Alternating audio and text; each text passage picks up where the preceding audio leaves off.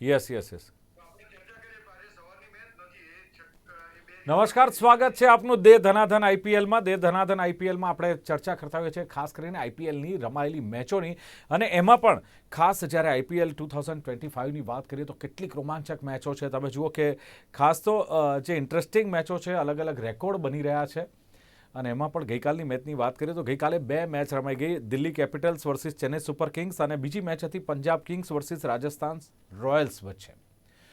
વાત કરીએ તો પ્રથમ મેચમાં ચેન્નઈના જે એમએ ચિદમ્બરમ સ્ટેડિયમ છે એ ખાતે આ પ્રથમ મેચ રમાઈ હતી, અને એમાં પણ દિલ્હીએ ટોસ જીત્યો. ટોસ જીતીને દિલ્હીએ પ્રથમ બેટિંગ લીધી હતી, અને દિલ્હીએ 20 ઓવરમાં 6 વિકેટે 183 રન બનાવ્યા હતા. કેએલ રાહુલે સારી બેટિંગ કરી, કારણ કે 51 બોલમાં 77 રનની ઇનિંગ રમી હતી. અભિષેક પોરેલે 33 રન, જ્યારે સ્ટબ્સે અણનમ 24 રનનું યોગદાન આપ્યું હતું. અને આખરે 184 રનનો જે ટાર્ગેટ આપવામાં આવ્યો, અને 184 રનના ટાર્ગેટને ચેસ કરવા માટે ચેન્નઈ સુપર કિંગ્સ મેદાનમાં ઉતરી. ચેન્નઈએ 20 ઓવર્સમાં 5 વિકેટે 158 રન જ બનાવ્યા, અને વિજય શંકર જે 69 અને એમએસ ધોની 30 રન બનાવી અણનમ રહ્યા. અને આખરે સીએસકેને આઈપીએલે 18માં સતત ત્રીજી મેચમાં હારનો સામનો કરવો પડ્યો.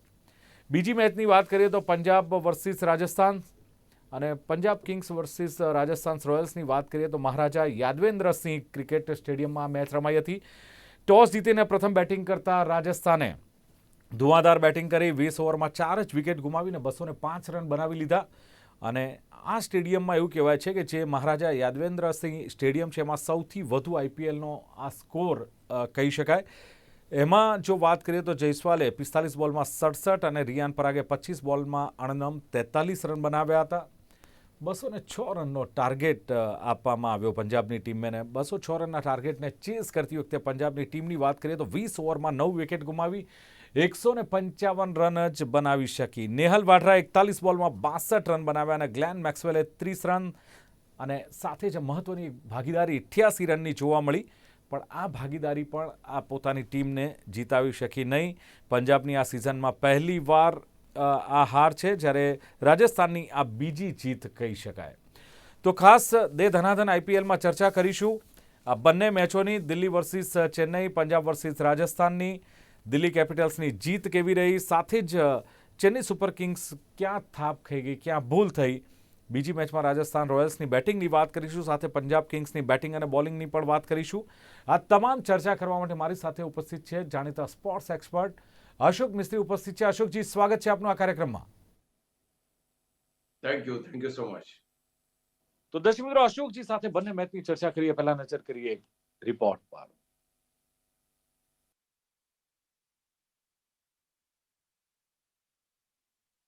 ગઈકાલે રમાયેલ બંને મેચોની પ્રથમ મેચ દિલ્હી કેપિટલ્સ અને ચેન્નઈ સુપર કિંગ્સ વચ્ચે રમાઈ, જેમાં દિલ્હી કેપિટલ્સના 6 વિકેટે 183 રન સામે ચેન્નઈ સુપર કિંગ્સે 5 વિકેટે 168 રન બનાવ્યા, અને દિલ્હીની 25 રનથી જીત થઈ. દિલ્હીના કેએલ રાહુલે સર્વાધિક 77 રન બનાવ્યા, જ્યારે બીજી મેચ પંજાબ કિંગ્સ અને રાજસ્થાન રોયલ્સ વચ્ચે રમાઈ, જેમાં રાજસ્થાન રોયલ્સે 4 વિકેટે 205 રન બનાવ્યા, જેમાં યશસ્વી જયસ્વાલે 67 રન બનાવ્યા, જ્યારે તેના જવાબમાં પંજાબની ટીમ 9 વિકેટે 155 રન બનાવી શકી, અને રાજસ્થાન રોયલ્સનો 50 રનથી વિજય થયો. આજે રવિવાર અને ડબલ ડેકર મેચો. આજની પ્રથમ મેચ હવે ગુવાહાટી ખાતે શિફ્ટ કરવામાં આવી છે, એટલે આજે એક જ મેચ રમાશે. પોઈન્ટ ટેબલ પર 3 મેચો જીતીને દિલ્હી 6 પોઈન્ટ સાથે પ્રથમ ક્રમ, બેંગલુરુ 3માંથી 2 મેચ જીતી 4 પોઈન્ટ સાથે બીજા ક્રમે, અને ચેન્નઈ ગઈકાલની હાર પછી હવે 9મા ક્રમે છે.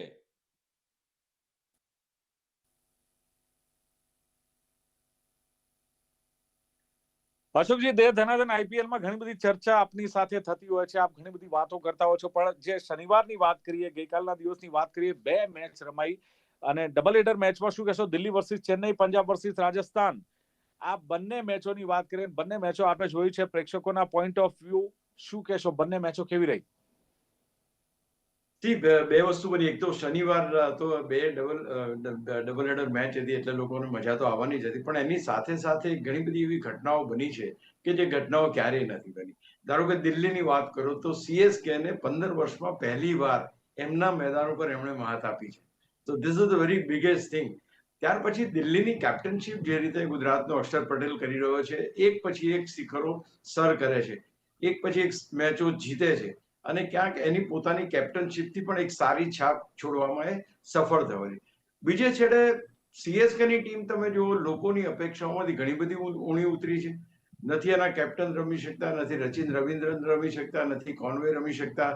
કાલે અપેક્ષા કરતા પણ ધીમી એ લોકોએ બેટિંગ કરી અને ક્યાંક છેલ્લે મહેન્દ્રસિંહ ધોની થોડા રન બન્યા અને એક નાની પાર્ટનરશિપ બની, એ મહેન્દ્રસિંહ ધોનીને વાડે રનની બની. તો આમ જ્યારે જોવા જાવ તમે તો ક્યાંક ચેન્નઈ સુપર કિંગ્સ અત્યાર સુધી 4 મેચોમાંથી માત્ર એક મેચ જીત્યું છે. એટલે આ વખતે કઈ રીતે રિવાઇવ થશે આ ટીમ, કઈ રીતે આગળ આવશે આ ટીમ, કારણ કે કોઈ નથી કેપ્ટનશીપ કામ કરી રહી કે નથી કોઈ એક મીન્સ કે જેને કહેવાય ને કે ટીમનું એક ગઠન થવું જોઈએ, એકબીજા પ્રત્યે બોન્ડ હોવો જોઈએ, બોન્ડ બનતો નથી કાંઈ. બધા અલગ અલગ રમે છે, બધા રવિન્દ્ર જાડેજાની ભૂમિકા અલગ છે, ઋતુરાજ ગાયકવાડ અલગ છે, કોનવે અને રચિન રવિન્દ્રન અલગ રમી જાય.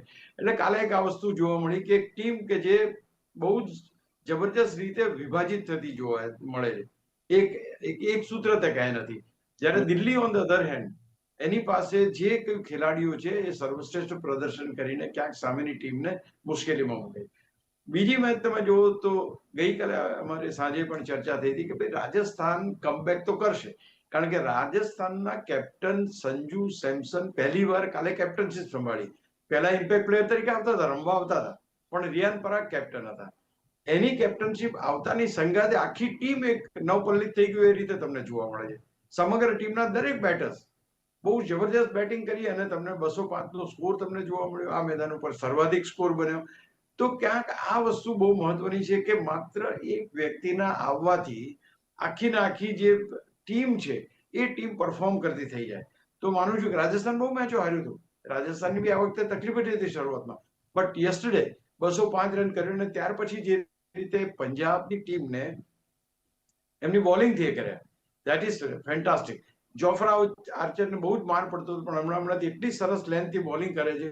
શ્રેયસ આયર જેવા દિગ્ગજ ખેલાડીને એને ક્લીન બોલ્ડ કર્યા, ખબર જ ના પડી ગઈ. તો હું માનું છું કે એક ટીમ સ્પિરિટ જે છે એ ટીમ સ્પિરિટ સંજુ સેમસનના આવવાથી એકદમ જેને કહેવાય ને કે પરફેક્શન સાથે જેટલા રિસોર્સિસ હતા એ રિસોર્સિસનો સંજુ સેમસને ઉપયોગ કર્યો અને ટીમને જીતાડી. તો આ બંને મેચોમાં એકચ્યુઅલી જોવા જાવ તો દિલ્હીનું ત્યાં પરફોર્મન્સ સારું જોવાની મજા આવી, તો આ બાજુ અહીંયા રાજસ્થાનનું પરફોર્મન્સ જોવામાં મજા આવી. એટલે પ્રેક્ષકોની દ્રષ્ટિએ એક નિરાશા ચોક્કસ થાય કે CSKની ટીમ, મહેન્દ્રસિંહ ધોની પણ ટીમમાં છે, ત્યાર પછી બીજા બધા ખેલાડીઓ એ પ્રમાણે છે, પણ તે છતાં એક યુનિટી જોવા મળવી જોઈએ, એક બોન્ડ જોવા મળવો જોઈએ, એ ક્યાંક મળતો નથી. અને એનું મુખ્ય કારણ કેપ્ટન છે. કેપ્ટન એટલા માટે કે captain has to lead from the front, એટલે કે પોતાના પરફોર્મન્સથી એ બીજી ટીમના મેમ્બર્સને ઇન્સ્પાયર કરી શકે.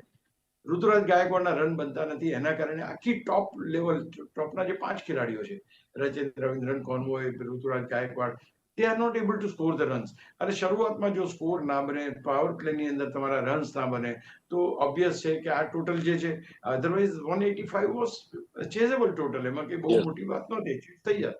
પણ ક્યાંય બેટિંગ એવી જોવા ના મળી કે જે જીતવા માટે રમતા હોય. તો ક્યાંક આનાથી નિરાશા ચોક્કસ થઈ છે. પણ બાકીની જે પંજાબ અને રાજસ્થાનની મેચ હશે, it was a fantastic match. અને દિલ્હીની બેટિંગ જોવાની એ પણ બહુ જ મજા આવી. તો ઓવરઓલ જોવા જાવ તો પ્રેક્ષકોનો તો પૈસા વસૂલ થયા દિલીપભાઈ. બિલકુલ.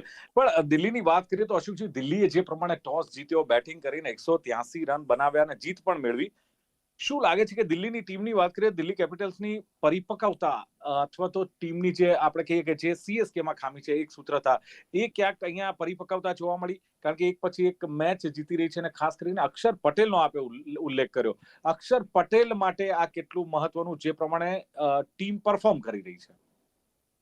આપણે ભારત દેશની ટીમમાં પણ ગુજરાતના ઘણા બધા ખેલાડીઓ પોતાનું યોગદાન આપે છે. અક્ષર પટેલ ઘણા બધા ચેમ્પિયન કેપ્ટનો સાથે રમી ચૂક્યો છે. He has been playing with Dhoni, he was playing with Virat, he is playing with Rohit. આ બધાના કેપ્ટનશીપના ગુણોમાંથી કંઈક લઈને પોતાનું શીખવું અથવા તો પોતાને આત્મસાત કરવું, એણે બહુ સરસ કામ કર્યું. એણે જેટલા પણ સિનિયર ખેલાડીઓ છે એમનાથી નમીને વાત કરે છે. મીન્સ કે હી ઇઝ ઓલવેઝ ફિલિંગ કે હું લર્નિંગ કરું છું, તમારી પાસેથી શીખું છું. હું એ જે વસ્તુ મહત્વની છે એ છે કે જેમ કેવું ને દીકરો થઈને ખવાય બાપ થઈને ના ખવાય એના જેવું છે. એ હંમેશા એ આસ્ક ફોર છે.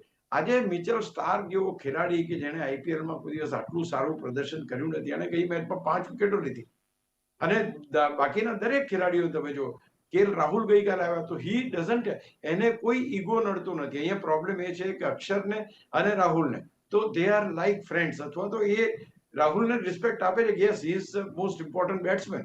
તો એનો પરફોર્મન્સ કાલે તમને સરસ જોવા મળ્યો. ત્યાર પછી તમે પોરેલનો જુઓ, Porel is playing very well. અક્ષરનો પરફોર્મન્સ જુઓ, સમીર રિઝવી સારું રમ્યા ગઈકાલે, સ્ટફ સારું રમે છે. તો એ ટીમને એક સૂત્રતામાં બાંધવા માટે પોતાના ઈગોને બાજુમાં મૂકીને ટીમનું હિત પહેલા જોવાની જે કોશિશ અક્ષર પટેલની છે. હું માનું છું કે પહેલે દિવસથી હું એની કેપ્ટનશીપને મોનિટર કરું છું, કારણ કે આપણો ગુજરાતનો ખેલાડી છે, અને ખાસ કરીને આટલા બધા વર્ષો સુધી વિવિધ કેપ્ટનો સાથે રમ્યા પછી એની કેપ્ટનશીપમાં એરોગન્સ જોવા મળે છે કે એક સૌમ્યતા જોવા મળે છે. That is very important. આજે તમને હાર્દિક પંડ્યામાં જે અત્યારે પરિસ્થિતિ છે, તમને એમ લાગે કે એરોગન્સ જોવા મળે. આ એરોગન્સ અક્ષરમાં જોવા મળે છે કે નહીં, હું એને પહેલેથી મોનિટર કરું. But this main is always bending down, ક્યાંય પણ હોય તો યસ. એટલે એ હંમેશા ખેલાડીઓનો ચાહીતો થઈ ગયો, અને દેટ ઇઝ ધ રીઝન. એને ટીમ સપોર્ટ 100% મળે છે. ચેન્નઈની ટીમ કેમ હારે છે? ઋતુરાજ ગાયકવાડને ટીમ સપોર્ટ નથી. he is not able to generate that captainship material. એના પોતાના જે ઇન્ગ્રેડિયન્ટ હોય એ ઇન્ગ્રેડિયન્ટને કરી શક્યો નથી. રોયલ ચેલેન્જર બેંગ્લોરમાં જે રીતે રજત પાટીદાર કરે છે, અને વિરાટ કોહલી સાથે રમે છે, તો કોઈ ઈગો નથી એને. તો જ્યાં જ્યાં આ પરિસ્થિતિ નહીં હોય ત્યાં ત્યાં ટીમો જીતે છે. એટલે હું માનું છું કે અક્ષર પટેલનું ટીમને બાંધીને એક સૂત્રતામાં બાંધવું, કદાચ આ વખતે આ ટીમ ચેમ્પિયન બને તો મને નવાઈ નહીં લાગે. પણ ટોચના ખેલાડીઓ છે, આખી ટીમને એ સાથે લઈને ચાલે છે. એટલે અહીં આગળ દિલ્હીની તમામ મેચો હજુ સુધી તો એક મેચ હારે નથી, 3 મેચ જીત્યા છે, અને વિથ અ ફેન્ટાસ્ટિક માર્જિન, અને બહુ સારી રીતે જીત્યા છે. બોલિંગ ડિપાર્ટમેન્ટ સારું કામ કરે છે, બેટિંગ સારી થાય છે, તો એવરીથિંગ પુટ ટુગેધર એક વિજેતા તરીકે કુલદીપ યાદવ છે, પછી પોતે અક્ષર પટેલ છે, મિચેલ સ્ટાર્ક એ ટીમમાં છે. તો હું માનું છું કે એક સારી ટીમ, બોલર્સ પણ સારા છે, બેટર્સ પણ સારા છે, અને એનાથી સરસ આ બધાનો ભેગો પરફોર્મન્સ, યુનાઇટેડ પરફોર્મન્સ જોવા મળે છે, વિચ ઇઝ વેરી ઇમ્પોર્ટન્ટ. આજે ઇન્ડિવિડ્યુઅલ પરફોર્મન્સ કોઈ દિવસ મેચ નહીં જીતાય, યુનાઇટેડ પરફોર્મન્સ. ભલે પોરેલે 25 રન બનાવ્યા, પણ પોરેલના 25 રન ઇમ્પોર્ટન્ટ બની ગયા, કે આ ખેલાડી આટલા રન બનાવ્યા તો એટલા ઇમ્પોર્ટન્ટ બન્યા. તો હું માનું છું કે આ બધી વસ્તુઓ અગત્યની છે, અને અક્ષર બધાને સાથે લઈને ચાલવામાં સફળ થયો છે, અને એનો ટીમ એને સારો રિસ્પોન્ડ પણ કરે છે. પણ એમાં પણ અશોકભાઈ, દિલ્હી તરફથી જે કેએલ રાહુલના 51 બોલમાં જે 77 રન જોવા મળ્યા, આ ઇનિંગ શું લાગે છે કે કેટલી મહત્વની? બીજું 183 રનનો જે સ્કોર હતો, શું લાગે છે કે 183 નો જે સ્કોર છે, જીત માટે આમ તો પૂરતો હતો નહીં દિલ્હી માટે, અને છતાં પણ દિલ્હીની બોલિંગ કેવી રહી કે જેથી 183 184 નો ટાર્ગેટ પણ ચેઝ ન કરી શકી ચેન્નઈ સુપર કિંગ્સ? સી, તમારી વાત બિલકુલ સાચી છે. કેએલ રાહુલ માટે હવે છે ને બહુ યક્ષ પ્રશ્ન ઉભો થયો છે, કારણ કે આની પહેલાની ટીમમાં જ્યાં હતા, કેપ્ટનશીપ ફેલ ગઈ, લખનઉ સુપર જાયન્ટ્સમાંથી કંઈ ખાસ કરી ના શક્યા. હવે એણે પોતે એક બેટ્સમેન તરીકે એસ્ટાબ્લિશ થવું બહુ જરૂરી છે. કેપ્ટન તરીકે તો અત્યારે નથી, બટ એઝ અ બેટ્સમેન જો એ એસ્ટાબ્લિશ 1 કે 2 આઈપીએલમાં સારી રીતે થાય તો આગળ એમની કેરિયર કેપ્ટન તરીકે પણ એ થઈ શકે. તો અહીંયા આગળ KL Rahul one of the finest batsman છે. 3 ફોર્મેટનો સારામાં સારો બેટ્સમેન જો ભારતનો હોય તો એ કેએલ રાહુલ છે. He knows the trick of the trade, અને એણે શાનદાર બેટિંગ કરી. કારણ કે હવે એને ફોકસ ખાલી એની ઉપર જ છે. પહેલા લખનૌમાં હતા, નાઉ હી ઇઝ ઇન દિલ્હી. તો દિલ્હીમાં આવ્યા પછી એનું ફોકસ એની અંદર જ છે, બેટિંગમાં, અને હી ઇઝ ડુઈંગ વેલ, અને એને સારું કરવું પડશે, કારણ કે એને હવે જે પરફોર્મન્સ હવે એને ટીમમાં બચાવી શકે એવી એક જ વસ્તુ છે કે ભાઈ પરફોર્મન્સ. તો એઝ અ બેટ્સમેન, હવે કેપ્ટનશીપ બહુ જ નથી, એટલે એઝ એ બેટ્સમેન એ માણસે ગઈકાલે શાનદાર બેટિંગ કરી, આખી ટીમને બાંધી રાખી. જો તમે એને એક જ સ્કોર મોટો કર્યો, ત્યાર પછી બધા પોરેલે 33 કર્યા, કે ધારો કે અક્ષરે 21 કર્યા, એ બધાની સાથે પાર્ટનરશિપ બનાવતા ટીમનું ટોટલ 185 સુધી એ કર્યું, 183 સુધી. તો ધીસ ઇઝ કોલ્ડ, એક ખેલાડી જામી જાય અને એની સાથે બધા ખેલાડીઓ પાર્ટનરશિપ બનાવે, આ ટીમના જીતવાના ચાન્સીસ બહુ વધી જાય. એક 50 રન બનાવીને ખેલાડી આઉટ થઈ જાય તો ટીમ નહીં જીતી શકે. પણ ભલે એણે 77 રન બનાવ્યા, પણ એ 77 રન બનાવવાની સાથે સાથે એણે કેટલી બધી પાર્ટનરશિપ બનાવી. રાહુલ ને રિઝવી વચ્ચે 56 ની પાર્ટનરશિપ બની, પછી રાહુલ ને પોરેલ વચ્ચે 54 ની બની. તો એ પછી એ પાર્ટનરશિપ નાની નાની લઈ જાય છે અને એટલા માટે ટોટલ 185 સુધી પહોંચ્યું. Now you said about the bowling lineup. Jofra Archer, આ એક ખેલાડી ભૂતકાળમાં નહોતો ચાલતો એટલો, અને એટલું જબરજસ્ત પરફોર્મન્સ અત્યારે આપે છે કે એણે 4 વિકેટો લીધી અને 4 વિકેટો લઈને સામેની ટીમને પૂરેપૂરી રીતે જેને કહેવાય ને કે એના મહત્વના બેટર્સ હતા એને આઉટ કર્યા એણે. તો હું માનું છું કે આ પરિસ્થિતિની અંદર જે બોલિંગ થઈ અને જે બેટિંગ થઈ, I think that is fantastic. પણ અશોકભાઈ એક સવાલ એ થાય છે કે ભલે દિલ્હી જીત્યું, ચેન્નઈની સામે જે 184 નો ટાર્ગેટ હતો ને 5 વિકેટે 158 જ રન જો બનાવ્યા છે, તો ચેન્નઈ સુપર કિંગ્સની વાત કરીએ તો એનો રિસ્પોન્સ કેવો રહ્યો? અને ખાસ તો મારે એ જાણવું છે કે ક્યાં ભૂલ થઈ ગઈ આ ટીમની કે 25 રનથી હારવાનો ટાઈમ આવ્યો, અને ખાસ કરીને દિલ્હીની બોલિંગ શું એટલી આક્રમક હતી કે પછી ચેન્નઈના બેટ્સમેનો પાણીમાં બેસી ગયા? બહુ સારી વાત કરી, કારણ કે સીએસકે ની બેટિંગ હતી એ પાવર પ્લે ની અંદર જ ધવળવો થઈ ગયો. રચિન રવિન્દ્રન 3 રન કરીને, કોનવે 13 રન કરીને, ઋતુરાજ ગાયકવાડ 5 રન કરીને આ બધા આઉટ થઈ ગયા. હવે જયારે તમારી પાસે મુખ્ય બેટ્સરો આઉટ થઈ જાય, તમારી પાસે 184 નું ટોટલ છે ત્યાં આગળ, તો ડેફિનેટ વાત છે કે તમારી પાસે પાર્ટનરશિપ મોટી ના બને એનું. અરે તમે વિચાર કરો, ધોની અને વિજય શંકર, આ બંનેની પાર્ટનરશિપ 84 રનની થઈ, પણ ટીમને જીતાડવા માટે નહીં. સવાલ એ છે કે આ બધા જ ખેલાડીઓ જ્યારે રન રેટ વધુ, મીન્સ કે એક જ્યારે રન રેટ વધારવાની જરૂર હતી ત્યારે દિલ્હીના જે બોલર્સ હતા, સ્ટાર્ક છે, એ બધા એટલી સારી બોલિંગ કરી કે એમને એવી કોઈ તક ના આપી કે લોકો રન રેટ વધારી શકે. આ જ વસ્તુ રિક્વાયર્ડ, ઘણી વાર એવું હોય છે ને કે આપણે મોટું ટોટલ મૂકી દો, સામે ટીમ પ્રેશરમાં આવી ગયા. બોલિંગ એટલી સારી થઈ કારણ કે એક એક બોલરો સારી બોલિંગ કરી છે અને ક્યાંક ને ક્યાંક એક બાંધી રાખ્યા છે બેટર્સને, અને ખાસ કરીને રન કરવા નથી દીધા. એટલે પર ઓવર રિક્વાયર્ડ રન જે છે એ અહીંયા આગળ બહુ જબરજસ્ત રીતે થયા. તમારા મોટા મોટા બેટ્સમેનો તમારા છે એ બધા ના ચાલ્યા, અને તમે વિજય શંકર ને મહેન્દ્રસિંહ ધોની એટલે તો પાછલા ક્રમના બેટ્સમેન કહેવાય. ત્યાં સુધી આ મેટર છે. એટલે આ એક કારણે મને પછી એ લોકોએ ફરી એ છોડી દીધી કે ભાઈ ચેસ કરવું છે, છોડી દીધું, કારણ કે એમને લાગ્યું કે વિકેટો પડશે. એટલે then they have not decided to chase. એટલે આ મોટો વિજય એક અને દિલ્હીને મળ્યો. બીજી મેચની વાત કરીએ અશોકજી. બીજી મેચમાં છે રાજસ્થાન અને પંજાબ વચ્ચેનો જે મુકાબલો હતો, અને વાત કરીએ રાજસ્થાન રોયલ્સની, તો 20 ઓવરમાં 4 વિકેટ અને 205 રન બનાવ્યા. શું કેવું છે પહેલા તો રાજસ્થાન રોયલ્સની જે બેટિંગ છે કેવી રહી, બીજું કે કયા પરિબળો કામ કરી ગયા, અને ખાસ તો સંજુ સેમસનનો ઉલ્લેખ આપે કર્યો. શું કેવું છે કે એક કેપ્ટન તરીકે પરત ફર્યા છે, એનો એક પ્રભાવ જોવા મળ્યો, એક કરંટ જોવા મળ્યો, એક ઉત્સાહ અન્ય ખેલાડીઓ પર પણ જોવા મળે, શું લાગે છે? બહુ સરસ તમે વાત કરી, કારણ કે હમણાં આપણે અક્ષર પટેલની વાત કરી કે ભાઈ લોકો દ્વારા એક્સેપ્ટેડ, ટીમના મેમ્બર્સ દ્વારા એક્સેપ્ટેડ કેપ્ટન. રિયાન પરાગ કેપ્ટન હતો આની પહેલા, અને સંજુ સેમસન ઇમ્પેક્ટ પ્લેયર તરીકે આવતા હતા. પણ 3 મેચો પછી આજથી એમને ગઈકાલે જે કાર્યભાર સંભાળી લીધો પૂરેપૂરો. સંજુ સેમસન આ ટીમના કેપ્ટન વર્ષોથી છે. એક એક ખેલાડીની પોટેન્શિયલ, એક એક ખેલાડીની આવડત, એક એક ખેલાડીની બધી જ વસ્તુ એ પૂરી રીતે જાણે છે. અને એ પરિસ્થિતિની અંદર ક્યાંક ને ક્યાંક હી નોઝ કે કોને ક્યાં મારે બેટિંગ કરાવવી, કોને ક્યાં બોલિંગ કરાવવી, કઈ રીતે કોની પાસેથી હું કેવું કામ લઈ શકું. તમે જુઓ યશસ્વી જયસ્વાલ કે અત્યાર સુધી નિષ્ફળ જતો હતો. કાલે જ આપણે વાત કરી હતી કાર્યક્રમમાં કે જો યશસ્વી જયસ્વાલ નહીં ચાલે તો યશસ્વી અને સંજુ આ બે નહીં ચાલે તો રાજસ્થાન રોયલ્સ જીતી નહીં શકે. બટ ગઈકાલે for the very first time he played 67 રન્સનો, અને સંજુ સેમસનનો 38 રન્સનો એનો તમે જુઓ, અને પાર્ટનરશિપ તમે જુઓ કેટલી સારી એ બે વચ્ચે તમને પાર્ટનરશિપ મળી, અને 89 રનની પાર્ટનરશિપ.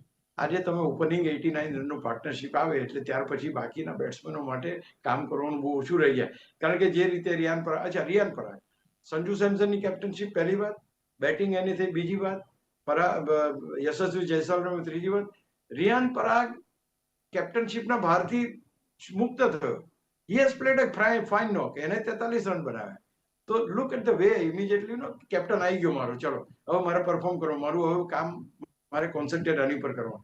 રિયાન પરાગની તમે વાત કરો, તે આ રીતે તમે જુઓ તો એક એક બેટ્સમેનો છેક સુધી, હેતમાયરની વાત કરો તો બધા 20-25 રન ઉમેરી અને આટલે સુધી 205 સુધી ટોટલ જવા દે. It is a cumulative efforts. આ ટીમ બહુ ખરાબ રીતે હારી ગઈ છે, સસ્તામાં આઉટ થઈ જતી હતી.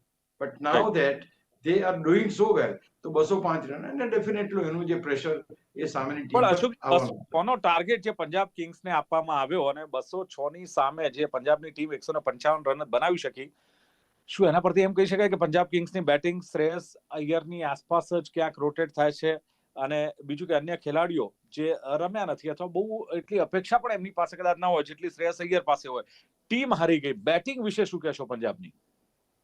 નહીં, તમારી વાત બિલકુલ માનવી પડે, કારણ કે આની પહેલાની તમામ મેચો, એટલે કે 2 મેચો રમ્યા છે, બંને મેચો પંજાબ જીત્યું છે, કારણ કે શ્રેયસ આયરે શાનદાર પ્રદર્શન કર્યું, એણે પાર્ટનરશિપ બનાવી અને જીત્યા.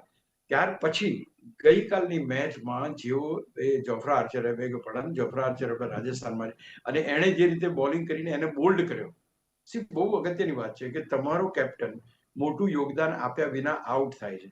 પ્રિયાંશ આઉટ થયો, પ્રભસિમરન આઉટ થયો, અને ત્યાર પછી શ્રેયસ આઉટ. પ્રભસિમરને ગયા વખતે હાફ સેન્ચુરી મારી હતી, એ પણ આઉટ થયો, એટલે 3 વિકેટો બહુ સસ્તામાં પડી ગઈ. ત્યાર પછી જે તમે જુઓ, શ્રેયસ આયરના 10 રન કરીને આઉટ થયા પછી ના ચાલ્યો સ્ટોઇનિસ કે ના ચાલ્યો મેક્સવેલે થોડા ઘણા રન બનાવ્યા. તો અહીંયા આગળ જે ગ્રોસ ફેલ્યોર છે, એ ગ્રોસ ફેલ્યોર શરૂઆત થાય છે ઓપનિંગ બેટ્સમેનથી.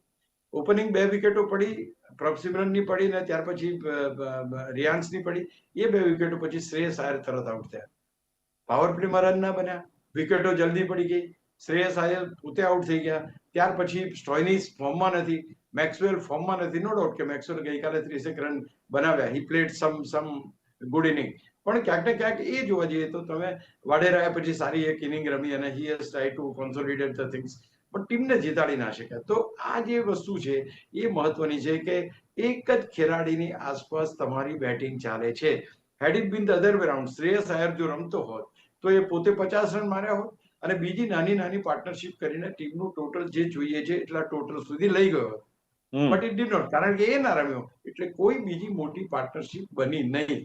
છેલ્લે પાર્ટનરશિપ બની બાકીના 1 કે 2 મેક્સવેલ અને વાડેરની જે બની 88 રનની પાર્ટનરશિપ, એક પાર્ટનરશિપ બની, otherwise there was no partnership. અને જ્યારે તમારી પાસે 205 નું ટાર્ગેટ હોય, તે વખતે 206 નું ટાર્ગેટ હોય, તો તમારી પાસે પ્લાન હોવો જોઈએ પર ઓવર આટલા રન કરવા છે. બિલકુલ, શરૂઆતની ક્યાંક અભાવ, આપે કહ્યું તે પ્રમાણે પ્લાનનો અભાવ પણ જોવા મળે. એટલે અશોકજી, હવે આખરે વાત કરીએ ટેબલની, તો જે પ્રમાણે આઈપીએલ 2025 ની મેચો એક પછી એક રમાઈ રહી છે, ને અત્યારે જે પોઈન્ટ ટેબલની વાત કરીએ તો શું લાગે છે કે પોઈન્ટ ટેબલ પરની સ્થિતિ કેવી બની રહી છે હવે? હજુ તો ઇનિશિયલ સ્ટેજ છે, પણ તોય જો દિલ્હી કેપિટલ તમે જુઓ, 3 મેચ રમે, 3 છે, 6 પોઈન્ટ સાથે નંબર 1. ત્યાર પછી આરસીબી છે, ગુજરાત છે, પંજાબ છે, કેકેઆર છે, આ બધી, અને લખનઉ છે, આ બધી ટીમો 4 પોઈન્ટ સાથે છે. એટલે 4 પોઈન્ટની ઘણી બધી ટીમો છે, એ લોકોની મેચો પણ 4 થઈ ચૂકી છે. એટલે આમ જોવા જઈએ તો 4ની જે 4 પોઈન્ટ વાળી મેચ છે, એ 5 કે 6 ટીમો છે. અને ત્યાર પછી જે કોઈ પણ મેચ, એકાદ મેચ જીતી છે, એ બી જે મુંબઈ છે, બાકીની જે સીએસકે છે, આ બધી ટીમો છે તળિયા ક્રમે છે, જેના 2 પોઈન્ટ છે. એટલે અહીંયા આગળ પહેલા તો 6 પોઈન્ટ સાથે દિલ્હી ઓન ધ ટોપ, પછી પંજાબનો વારો આવે છે, કારણ કે પંજાબ 3માંથી 2 મેચ જીત્યા છે, 1 મેચ હાર્યા છે. તો ત્યાર પછી 4 પોઈન્ટ્સ વાળી એ લગભગ 5 ટીમો છે. એ 5 ટીમો નેટ રન રેટથી એકબીજાથી ડિફર થાય છે. એટલે બીજા ક્રમે, ત્રીજા ક્રમે, ચોથા ક્રમે, પાંચમા, આ બધા જ ક્રમે 4 પોઈન્ટ્સ જ છે. પણ બધાનો ડિફરન્શિએટર કયો છે કે કોઈ માઇનસમાં છે, કોઈ પ્લસમાં છે, કોઈ પ્લસમાં છે, કોઈ ટ્રિપલ પ્લસમાં છે. તો એ રીતના ક્યાંક ને ક્યાંક નેટ રન રેટથી ક્રમે આવ્યા છે. એટલે હજુ તો બહુ સામાન્ય સ્થિતિ છે, હજુ એટલું બધું ધમાચકડી મચી નથી, પણ હવે સમય આવ્યો છે કે આવી ઇન્ટરેસ્ટિંગ મેચો જોવા મળે. બિલકુલ ઇન્ટરેસ્ટિંગ મેચ જોવા મળે. એટલે દર્શક મિત્રો, જે પ્રમાણે વાત થઈ Delhi Capitals versus Chennai Super Kings, Punjab Kings versus Rajasthan Royals વચ્ચે, અશોકજી જે પ્રમાણે વાત કરી છે કે શનિવાર હતી ડબલ હેડર જે મેચ હોય તો રોમાંચ ચોક્કસ ક્રિકેટ પ્રેમીઓને જોવા મળે છે. ખાસ આપણે દિલ્હીની વાત કરી, 183 રન બનાવ્યા, જીત થઈ. અક્ષર પટેલ એક પછી એક મેચ જીતે છે, અને એક સફળ કપ્તાન વિશે પણ એમણે વાત કરી છે. સીએસકે ની વાત કરી કે બેટિંગ થોડી સ્લો છે, અને ટોપના જે 5 ખેલાડી છે એ કદાચ બેટિંગ નથી કરી શકતા, અને એને લઈને કે યુનિટી જોવા નથી મળતી, એક સૂત્રતા જે ટીમમાં કહીએ એનો અભાવ જોવા મળે છે. દિલ્હીની વાત કરી, દિલ્હીની ટીમનું જે પ્રદર્શન છે બેસ્ટ છે, બોલિંગ બેટિંગ પણ જોરદાર છે, પૈસા વસૂલ છે. અક્ષર પટેલની કેપ્ટનશિપના અશોકજીએ ખાસ વખાણ કર્યા. રાજસ્થાનની વાત કરી, 205 રને જીત થઈ છે. સંજુ સેમસન જે કપ્તાન તરીકે મેદાનમાં ઉતર્યા છે, એનો કરંટ ક્યાંક ટીમમાં જોવા મળ્યો. અશોકજી કહેવું છે કે એ પરફોર્મ જે ટીમ છે એ કરતી ક્યાંક સંજુ સેમસનના આવવાથી પણ જોવા મળી. 205 રન કર્યા અને બોલિંગ પણ જોરદાર રહી. પંજાબ કિંગ્સની વાત કરી, પહેલી બંને મેચ પંજાબ કિંગ્સ જીત્યું છે, પહેલી વાર હાર્યું છે. શ્રેયસ અય્યરની બેટિંગ એમણે કહ્યું કે શાનદાર રહી અને આ મેચમાં 10 રન બનાવીને જે આઉટ થયા શ્રેયસ અય્યર, એને લઈને ક્યાંક એવું કહી શકાય કે ટીમ ધરાશાયી થઈ. પાવર પ્લેમાં રન ન બન્યા અને વિકેટો ઝડપી બની તેથી હાર્યા છે. સાથે જ પોઈન્ટ ટેબલની વાત કરી, ટોપ પર દિલ્હી છે, બીજા ત્રીજા ચોથા ક્રમે 4 પોઈન્ટ વાળી બીજી 5 ટીમો છે. એમાં થોડા ફેરફાર જોવા ચોક્કસ મળશે, પણ એકંદરે આઈપીએલ 2025માં હજુ પણ એમનું માનવું છે કે કેટલીક રોમાંચક મેચો આવશે, પોઈન્ટ ટેબલમાં પણ કેટલાક ફેરફાર જોવા મળશે. તો ચર્ચાનું સમાપન કરીએ છીએ ને ચર્ચામાં ભાગ લેવા બદલ અશોકજી ઉપસ્થિત રહ્યા, ખૂબ ખૂબ આભાર. Thank you very much.